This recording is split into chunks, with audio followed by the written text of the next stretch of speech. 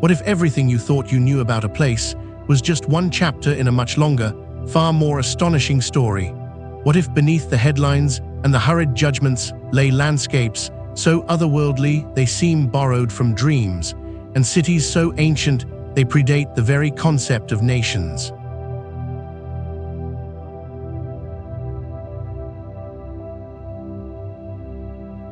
Today we're traveling to Yemen, a land that refuses to be defined by a single narrative. This is not the Yemen of news cycles and conflict reports. This is the Yemen of dragon's blood trees that turn mist into life, of mud skyscrapers rising impossibly from desert sands, of pilgrims walking barefoot to shrines older than memory itself. We're going to explore a country that has survived empires, climate shifts, and centuries of isolation by weaving faith, ingenuity, and resilience into every stone, every doorway, every prayer call that echoes through mountain valleys.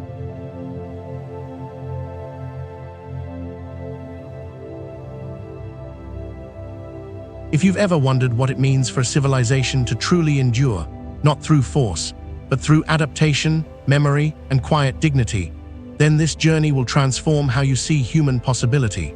And if you're new here, make sure to hit that subscribe button and turn on notifications, because we're building a community of curious minds who refuse to see the world through a single lens. Now let's step beyond the headlines and into a Yemen that time has preserved, but the world has forgotten.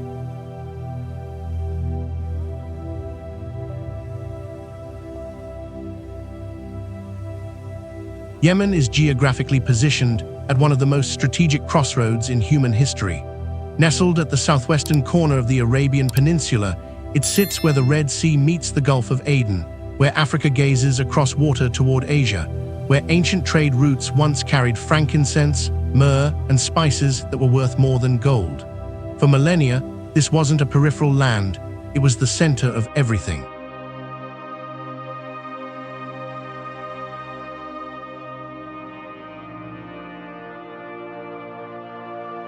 The country spans roughly 528,000 square kilometers, making it slightly larger than California, or about twice the size of the United Kingdom. But size tells you nothing about character. Yemen's geography reads like a geological fever dream. Coastal plains that shimmer with heat, highland plateaus that soar above 3,600 meters, where the air grows thin and ancient, desert expanses that seem to stretch into infinity, and then 600 kilometers off the coast, Socotra, an island so biologically unique that a third of its plant life exists nowhere else on Earth.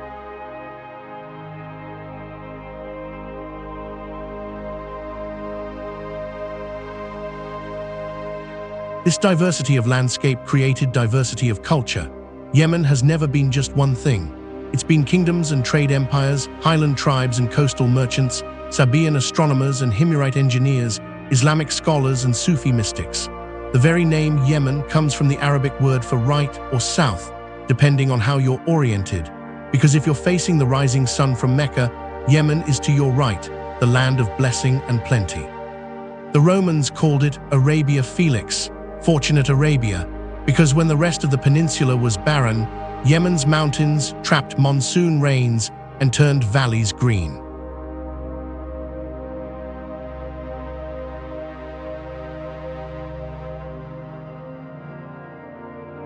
But here's what the headlines miss. Yemen's current struggles are chapters in a story that spans 3,000 years. To understand Yemen is to understand that civilizations here have risen, fallen, and transformed themselves repeatedly, not through destruction, but through adaptation. The mud cities still stand. The terraced mountains still feed families. The faith still guides daily rhythms. And beneath all of it runs a thread of survival so profound that it challenges our modern assumptions about what makes a society strong.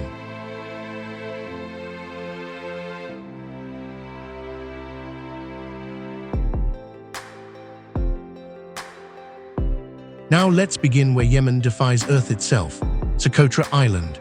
Imagine boarding a small plane from the mainland, flying over turquoise waters for nearly an hour, and landing on an island that looks like it was designed by a science fiction author who'd read too many myths.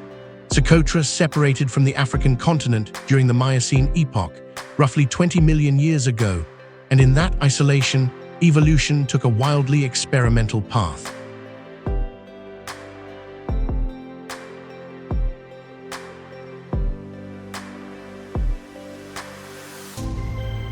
The dragon's blood tree, Dracaena cinnabari, is Socotra's icon, and it's unlike anything else alive. Picture an umbrella turned inside out and frozen in wood, with dense canopies that trap moisture from fog and channel it downward to roots that anchor in limestone bedrock. When you cut the bark, crimson resin bleeds out, the dragon's blood that ancient civilizations used for medicine, dye, and incense. These trees can live for hundreds of years, perhaps thousands. We don't actually know because they don't form annual growth rings like other trees. They exist outside our usual methods of measurement.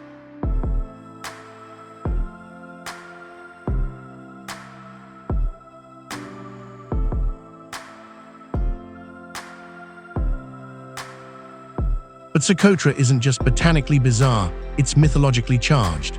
Local legends claim this island is where Cain and Abel are buried, where jinns still wander at dusk, where the trees themselves are petrified giants who angered ancient gods. The Socotra cormorant, the Egyptian vulture, the Socotra starling, these creatures evolved here in such specific ways that they belong to this island and nowhere else.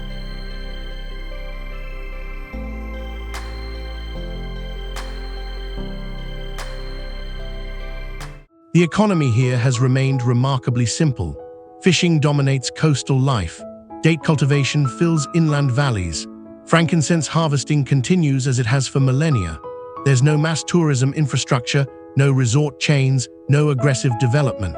Socotra exists economically as it does ecologically, in careful balance, sustained by what the land and sea provide rather than what can be extracted and sold elsewhere.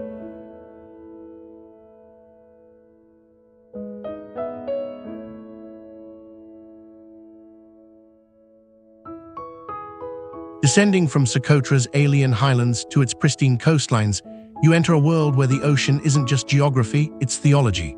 Yemeni fishermen, particularly those from Socotra and southern coastal communities, operate within frameworks of belief that predate Islam but have been absorbed into it. They read the behavior of dolphins as omens. They time fishing expeditions not just by tide charts, but by dreams, bird migrations, and the alignment of certain stars.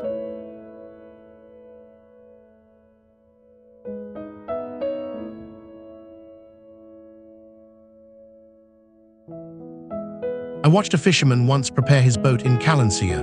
Before launching, he walked the vessel's perimeter 3 times, murmuring prayers in a dialect so old it sounded like wind through rock. He explained that the sea gives only to those who approach with respect, who take what's needed but never more, who remember that beneath the surface lie forces beyond human understanding. This isn't primitive superstition, it's sophisticated ecological wisdom encoded in spiritual language.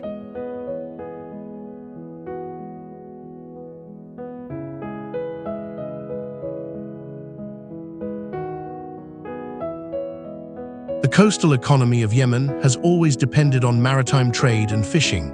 In ancient times, Yemeni sailors navigated to India, East Africa, and beyond using star navigation techniques that were later adopted by Arab and European explorers. The ports of Aden and Mocha, yes, the coffee term originated here, became legendary. Mocha's coffee trade in the 15th-17th centuries was so dominant that Mocha became synonymous with coffee itself worldwide, a Yemeni town's name permanently embedded in global vocabulary.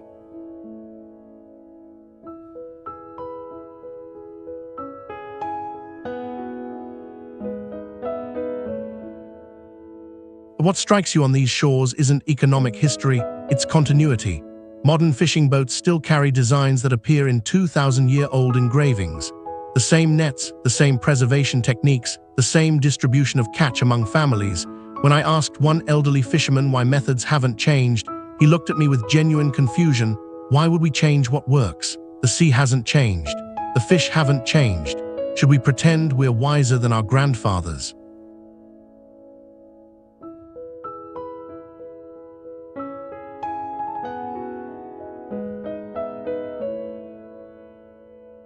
Journey inland now, across coastal plains into the vast Ramlat al-Sabbatain desert, and you'll reach Marib, a name that should resonate through history with the same weight as Athens or Babylon, but somehow doesn't. This was the capital of the kingdom of Saba, the Sheba of biblical legend, a civilization that thrived from around 1200 BCE to 275 CE, not through military conquest, but through mastery of water and trade.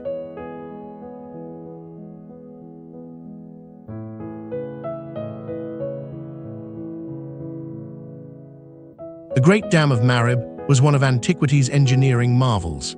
Built around the 8th century BCE, it captured seasonal flash floods and distributed water through sophisticated irrigation systems that transformed desert into agricultural abundance. The kingdom's wealth came from frankincense and myrrh, resins that were religiously essential across the Mediterranean and Near East.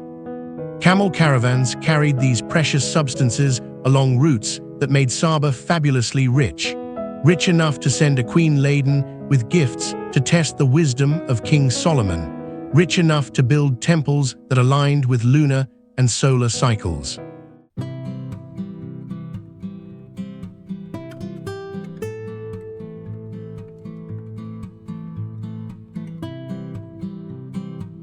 The Moon Temple, Maram Bilqis, still stands in partial ruin, its massive limestone pillars thrust upward like prayers made solid.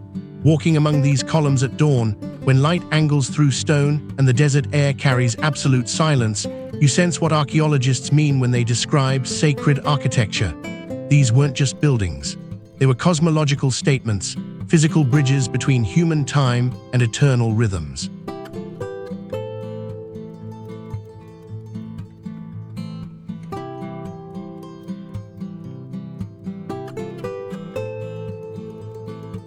Economically, Marib represents something crucial: wealth without extraction-based empire.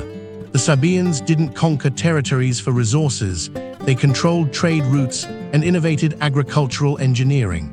They created prosperity through knowledge, positioning, and environmental adaptation.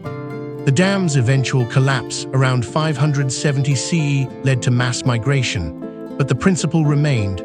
Civilizations that work with their environment rather than against it achieve more lasting influence than those built purely on force.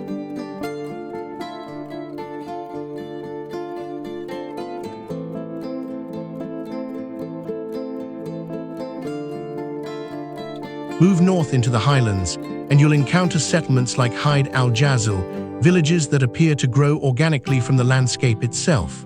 These aren't planned communities in any modern sense.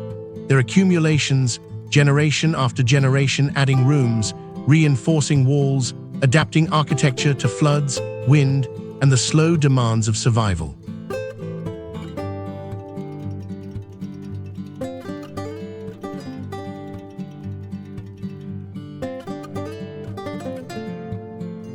Buildings here use what geology provides: stone foundations, mud brick walls, timber from scarce highland trees.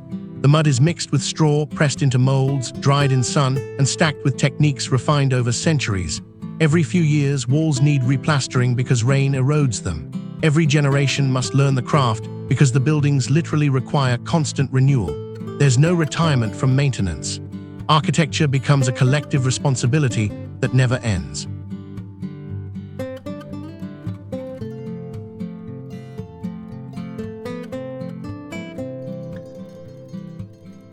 What appears primitive is actually brilliantly adapted. The thick mud walls provide insulation, cool in the scorching summer, retaining warmth during cold mountain nights. Small windows minimize heat transfer while providing ventilation. Rooftops serve as drying areas, social spaces, and defensive positions. These villages aren't frozen in time, they're actively maintained traditions, proof that development doesn't require abandoning what works.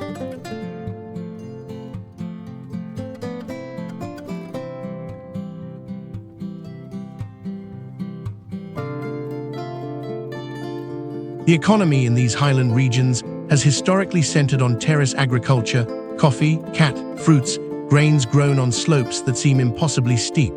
The terraces themselves are engineering achievements: stone walls that trap soil and water, creating farmable platforms on mountainsides. Building them requires understanding watershed, erosion, and collaborative labor. One farmer can't build a terrace system. It takes villages working across generations, investing in futures they might not personally see.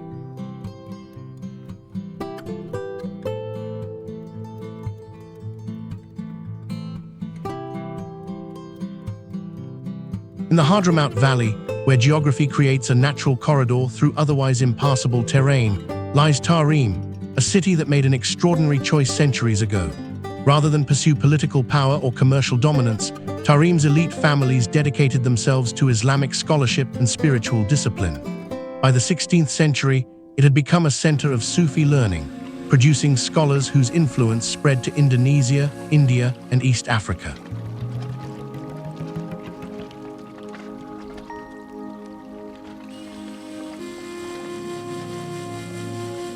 Over 300 mosques in a city that at its peak held perhaps 50,000 people. That's one mosque for every 15170 residents. But these aren't mere prayer halls. They're community centers, educational institutions, libraries, and archives. The Al-Aqaf Library houses manuscripts dating back centuries, theology, astronomy, poetry, mathematics, medicine, preserved in a climate so dry that paper survives in ways it couldn't elsewhere.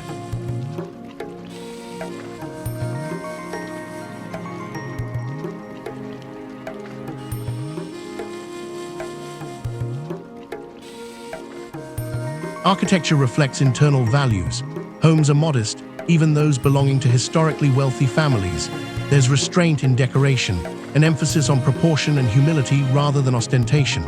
The city's skyline is defined not by palaces, but by minarets, physical manifestations of spiritual priority. When 5 times a day the call to prayer echoes through these streets, it doesn't interrupt daily life.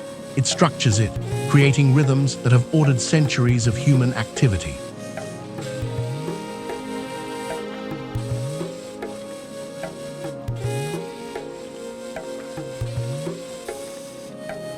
Tarim survived through trade connections maintained by diaspora communities. Hadrami merchants established businesses across the Indian Ocean world while maintaining ties to their valley homeland. They sent wealth back not for personal estates, but for mosques, schools, and charitable foundations. This created a sustainable economy based on distributed networks rather than concentrated extraction, a model that persisted until modern disruptions.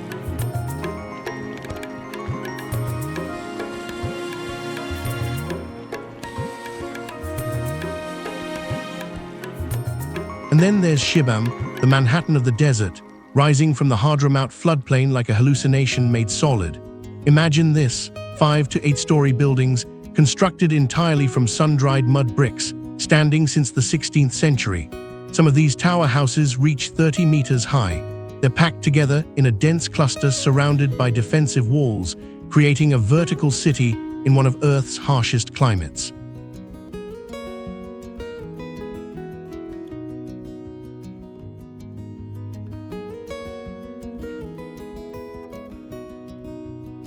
Why build upward? Defense. Initially, concentrated height is easier to protect than sprawling settlements. Climate control. Tall buildings create shade and ventilation in brutal heat. Social organization. Extended families occupy vertical space, with ground floors for storage and animals, middle floors for daily living, and upper floors for privacy and prestige. But there's also something aspirational about Shibam, as if the city itself refuses to be limited by its materials.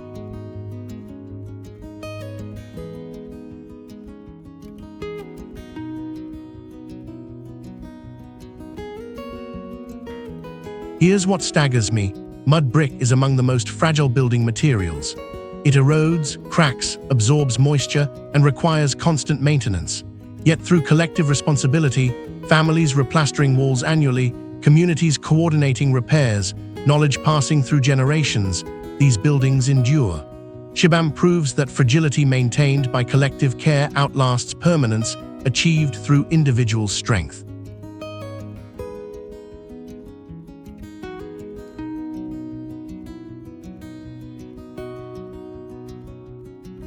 The economic logic is equally fascinating. High-density vertical construction minimizes the city's footprint, preserving surrounding agricultural land. The tight urban core facilitates commerce and social cohesion. Building techniques require minimal imported materials. Everything comes from local soil, local knowledge, local labor. Shibam represents maximum architectural ambition achieved through minimal resource extraction, a model that modern sustainable architecture is only now beginning to appreciate.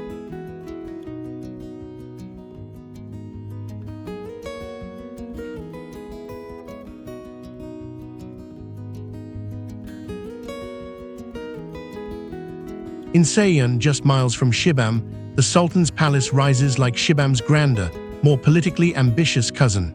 Built in the 1920s, it represents the last gasp of Hadhramaut's Kathiri Sultanate, which ruled this valley until Yemen's 1960s revolutions.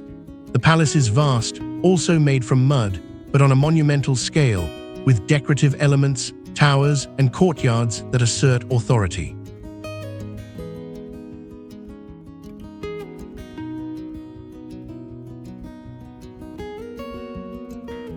Today it's a museum, and therein lies a lesson.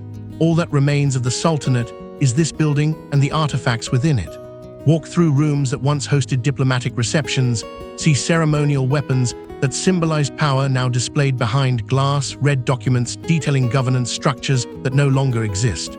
The palace teaches what ruins always teach, that even authority rooted in grandeur eventually becomes memory, curated for tourists and scholars.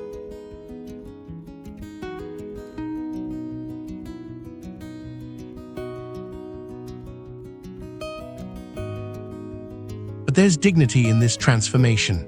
Rather than demolish colonial-era or Sultanate-era structures, Yemen has often preserved them as museums, acknowledging historical complexity rather than erasing uncomfortable pasts.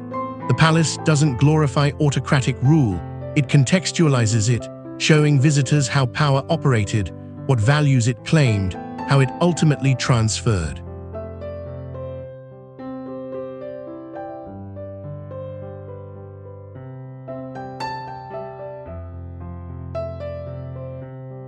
Travel west into the Haraz Mountains and witness human adaptation at its most audacious. Villages like Al-Hajara cling to cliff faces at angles that seem to defy physics. Stone houses are built directly into mountainsides, their foundations disappearing into rock, their walls aligned with natural contours. No modern cranes assisted this construction, just knowledge, rope, collective labor, and profound understanding of stone's properties.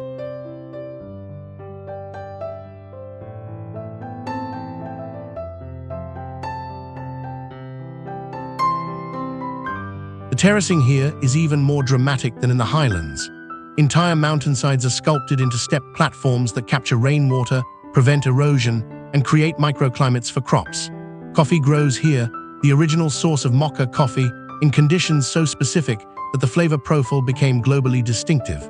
The terraces represent centuries of accumulated labor, with each generation adding sections, repairing walls, and passing techniques to children who'll do the same.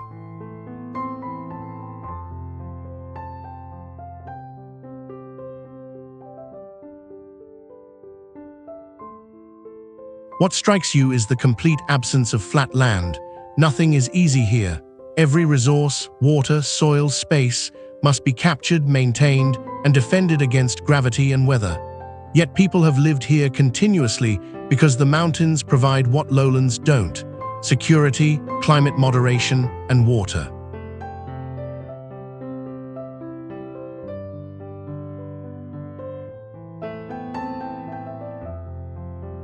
The economy runs on coffee, fruits, honey, and modest trade, but the real wealth is knowledge: how to read weather, predict landslides, build on slopes, and cooperate in ways that flatten hierarchies, because everyone's survival depends on everyone else's competence.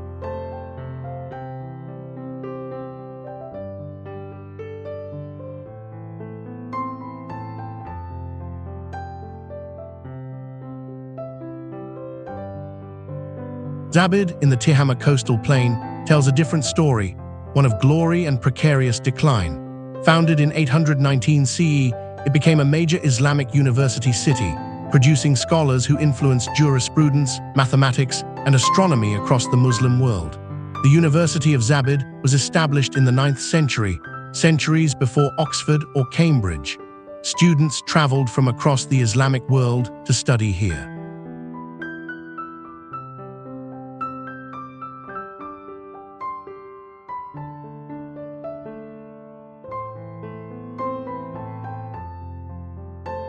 But Zabid is now on UNESCO's endangered list.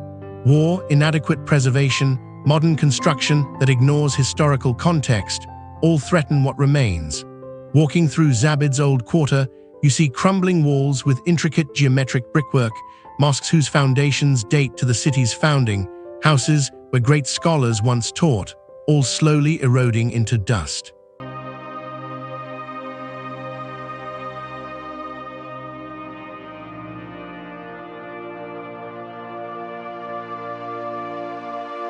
Yet even in decay, Zabid teaches. Its vulnerability reminds us that knowledge doesn't preserve itself.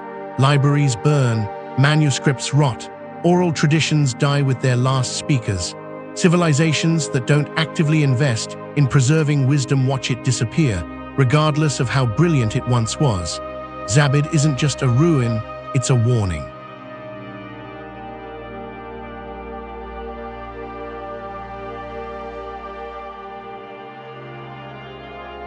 High in the Hadhramaut's eastern reaches, the shrine of Nabi Hud marks one of Yemen's most sacred pilgrimage sites.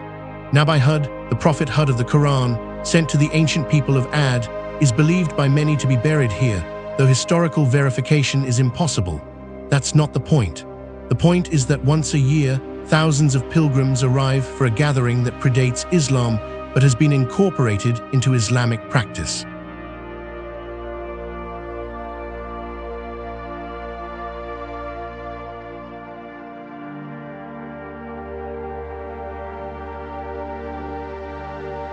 This is Yemen's spiritual core, devotion that persists through doubt, uncertainty, and hardship, not because it's proven, but because it's chosen.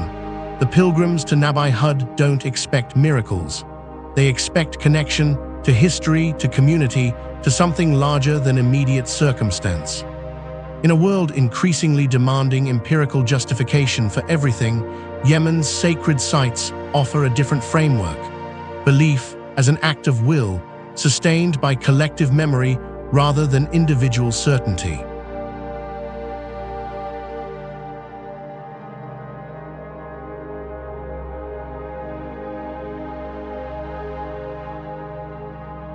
Dar al-Hajjah, the rock palace, perches on a stone outcrop north of Sana'a, appearing to grow from the rock itself. Built in the 1930s as a summer residence for Imam Yahya, it represents Yemeni architectural philosophy at its most refined. Work with nature, minimize waste, create beauty through proportion rather than decoration.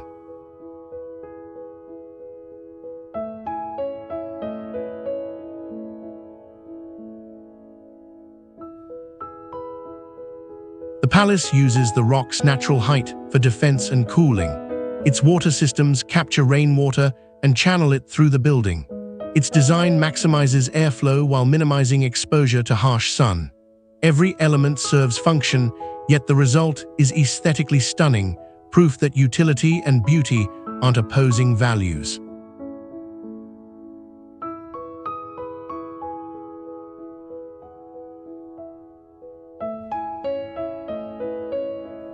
This philosophy, harmony over dominance, runs through Yemen's greatest architecture.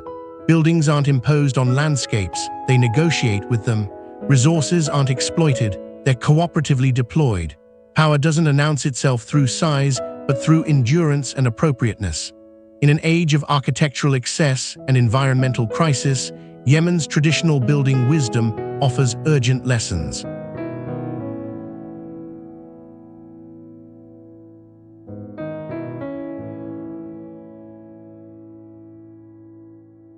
And finally, inevitably, we arrive at Sana'a, one of the world's oldest continuously inhabited cities, possibly founded 2,500 years ago. Old Sana'a is a UNESCO World Heritage Site, and walking its streets is like moving through a living manuscript where every page remains readable.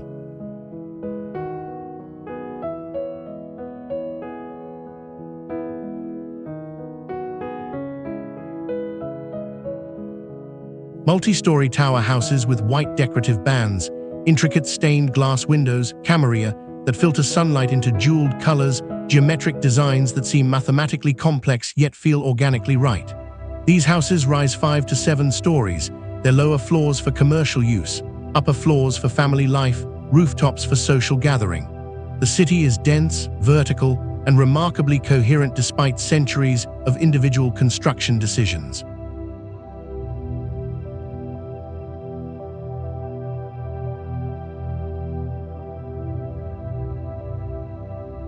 The Great Mosque of Sana'a, built during the lifetime of Prophet Muhammad, has been expanded and renovated repeatedly while maintaining its essential character. Under its floor, archaeologists discovered remains of an earlier structure, possibly pre-Islamic. This layering is everywhere in Sana'a. Islamic architecture incorporating pre-Islamic foundations, modern life flowing through ancient streets, global connectivity nested within local tradition.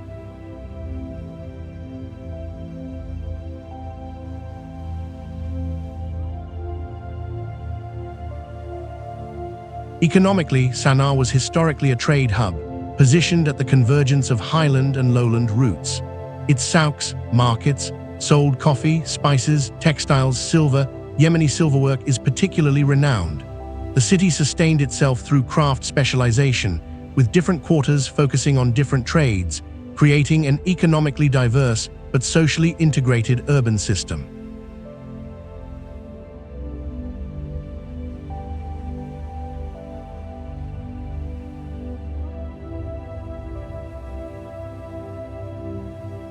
What you feel in Sana'a isn't preservation in a museum sense, it's continuation. People live in these ancient houses, pray in these ancient mosques, buy vegetables in these ancient markets. History here isn't behind glass, it's the infrastructure of daily existence.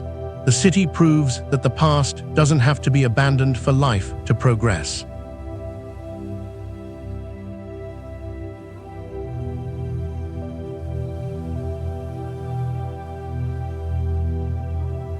Beneath contemporary Yemen lie older spiritual layers.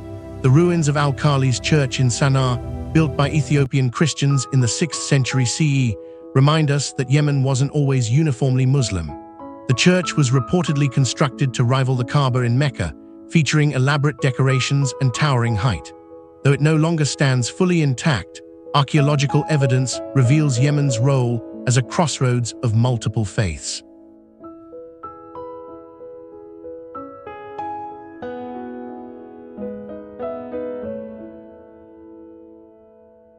Before Islam, before Christianity, Yemen was home to ancient polytheistic religions tied to lunar cycles, agricultural rhythms, and celestial observation. The ruins at Marib and elsewhere contain temple complexes dedicated to gods like Olmaka, the moon deity of Saba. These weren't simple nature cults. They were sophisticated theological systems with priestly classes, written texts, and rituals synchronized with astronomical events.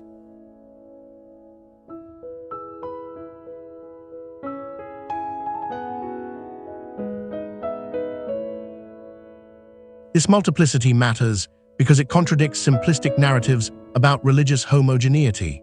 Yemen's history includes Jewish communities, Christian kingdoms, Zoroastrian influence through Persian occupation, and eventually Islamic diversity, including Sunni, Shia, and Sufi expressions.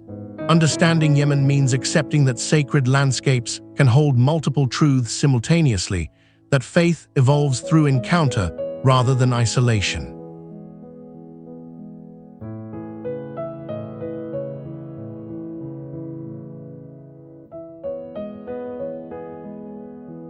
So what is Yemen, really? It's not one thing.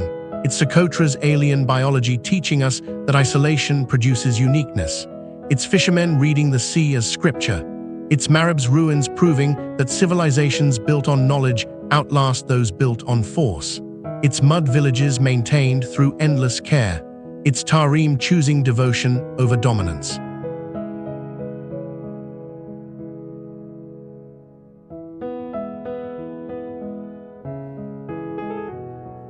It's Shibam's towers defying material fragility through collective responsibility. Its palaces becoming museums. Its terraced mountains where humans learned patience. its Zabid warning that wisdom needs guardians, its shrines where faith requires no proof, its architecture that balances rather than conquers, its Sanaa breathing history into every sunrise.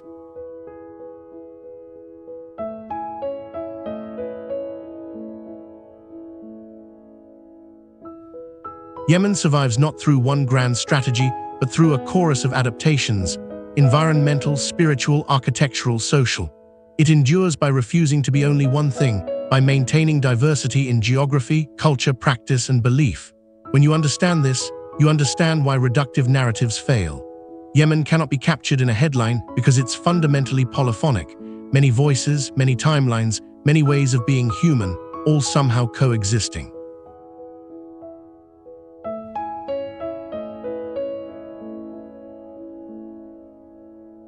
The current conflicts, tragic as they are, represent one chapter in a much longer story.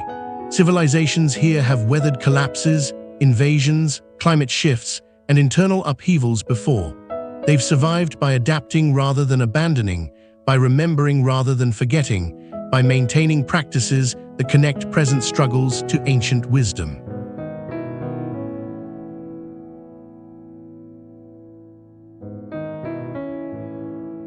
If this journey meant something to you, please hit that subscribe button and turn on notifications. We're exploring the world's most misunderstood and magnificent places, from ancient civilizations to natural wonders that defy explanation. Every week, we're going beyond the surface to find what endures.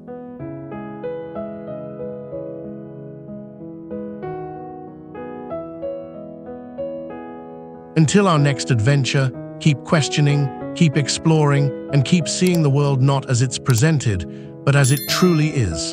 And thank you for walking through Yemen with me today.